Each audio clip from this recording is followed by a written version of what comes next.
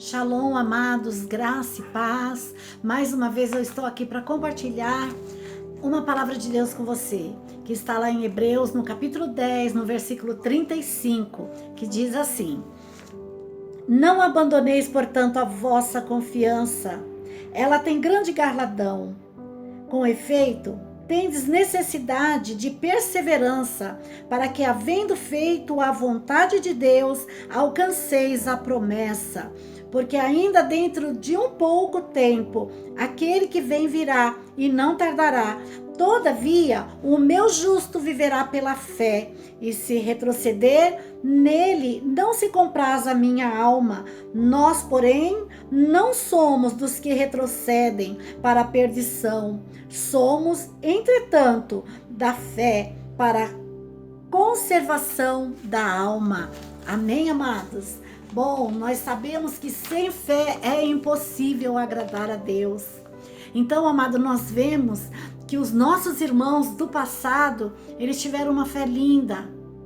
E nesse mesmo capítulo de Hebreus, desse mesmo livro de Hebreus, no capítulo 11, nós vemos essa fé linda que eles tiveram, como eles viveram pela fé, né? Nós vemos lá Abraão, a fé que ele teve quando ele foi chamado. Ele foi chamado e ele obedeceu pela fé, porque ele nem sabia para onde ia. Ele nem sabia o que ia acontecer com ele, mas ele teve fé e foi. E nós vemos a fé de Sara quando recebeu o poder para ser mãe. Ela já tinha 90 anos, amados. Pensa bem, 90 anos de idade. É impossível uma mulher gerar nessa idade, mas pela fé, ela acreditou e ela foi mãe. Amém? Nós vemos também a fé que teve Abraão quando foi oferecer Isaque. Era o único filho dele. Queridos, quem de você, como mãe, como pai, vai oferecer um filho, nem que você tenha mais, você não tem coragem. E pela fé, Abraão levou o seu único filho a sacrifício, porque ele tinha fé e sabia que mesmo que tivesse morto, Deus tinha poder para ressuscitá-lo. Amém? Depois nós também vemos a fé de Isaac quando abençoou Jacó e Esaú. Ele chamou os dois para abençoar sem nem ter nada, ele não tinha nada ainda. Ele não sabia nada que ia acontecer, mas pela fé, ele chamou os dois e abençoou. E olha a vida dos dois como foram. Cada um teve uma história diferente, mas no final os dois foram ricamente abençoados. Amém? Nós também vemos nesse livro aí, de Hebreus, no capítulo 11, nós também vemos a fé que teve José. José, antes de morrer, ele ordenou que não deixasse os ossos dele lá, naquela terra do Egito, porque ele sabia que Deus haveria de buscar o povo e tirar o povo de lá do Egito e levar para uma terra prometida. Amados, ele nem imaginava quem ia estar ali, quem ia passar, qual seria o povo, mas ele cria e pela fé, mesmo sem ver, ele falou: eu não vou estar mais aqui, mas eu não quero que meus ossos fiquem aqui nessa terra. E quando Deus ia buscar o povo, leva meus ossos juntos. Gente, que lindo, que forte, que fé, gente, que fé. E essa é a fé que eu convido a você ter nesses dias tão difíceis. Amém? E ainda vai mais, né? Pela fé, Moisés, com 3 meses de idade, ele foi escondido para não morrer. Como uma criança com 3 meses dá para se esconder. Mas quando Deus tem um propósito, nada impede. E quando Deus tem a promessa dele, nada vai impedir que se cumpra. E Deus tinha uma promessa que ele ia enviar um filho dele para poder salvar. Amém? Ele ia enviar um homem para salvar o povo lá no Egito. E Moisés, com 3 meses, ele foi escondido para poder cumprir essa promessa de Deus. E aí a gente vê a trajetória, depois Moisés já homem, já era um príncipe lá no Egito, um homem com todas as regalias, né, amados? Do bom e do melhor ele vivia, mas ele recusou toda a riqueza de Faraó, ele rejeitou para ir viver e para ir salvar o povo, os irmãos dele que estavam ali no Egito. Ele recusou tudo para ir viver junto com os irmãos dele. E nós vemos que Deus fez, quanta coisa Deus fez através da vida de Moisés, porque ele teve fé e sabia que mesmo saindo dali, mesmo que ele passasse por pelejas grandes como ele passou, por tantas coisas difíceis, ele ia vencer, porque ele tinha fé. Então ele foi um homem também que viveu pela fé. E nós vemos também, amados, que a fé que teve Raabe, né? Aquela mulher, gente, ela era uma prostituta. E ela teve fé que se ela escondesse aqueles 2 homens de Deus, ela ia ser salva. Ela e a família dela, ela creu que isso ia acontecer. E quando ela escondeu aqueles 2 homens, os espias que Deus enviou na cidade de Jericó, porque ele ia destruir toda aquela cidade, tudo. Mas quando ela ouviu o homem de Deus falar que se ela escondesse eles, deixasse eles escondidos ali na casa dela, o mal não ia entrar, a destruição não ia alcançar a vida dela e nem a família dela. E pela fé ela alcançou isso também. Mesmo você vê, porque você imagina uma cidade inteira, quem era uma pessoa como Raabe, jamais ia ter nenhuma chance de sobreviver, mas pela fé, ela e a família dela foi salvo. Depois, ainda nesse mesmo livro, né, nós vemos como Deus foi lindo, não é?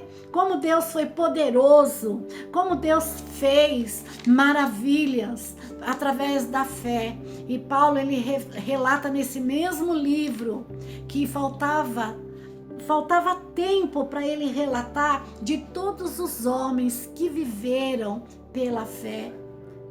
Ele não falou de Davi, ele não falou de Samuel, ele não falou de Gideão, né? Ele não falou de Sansão. E todos esses homens viveram pela fé. E como eles sofreram, diz esse texto que eles eram homens de Deus e que Deus tinha prazer em ser o Deus deles. É muito lindo esse texto, amados, é muito linda essa palavra. Eu até falo para depois você ir ler todo esse capítulo 11, esse capítulo 10, esse capítulo 11 de Hebreus. Ele está lindo, trazendo para o nosso dia de hoje, para nós lembrarmos o que os nossos irmãos passaram e a fé que eles tiveram, para que nós possamos trazer também essa fé para a nossa vida hoje.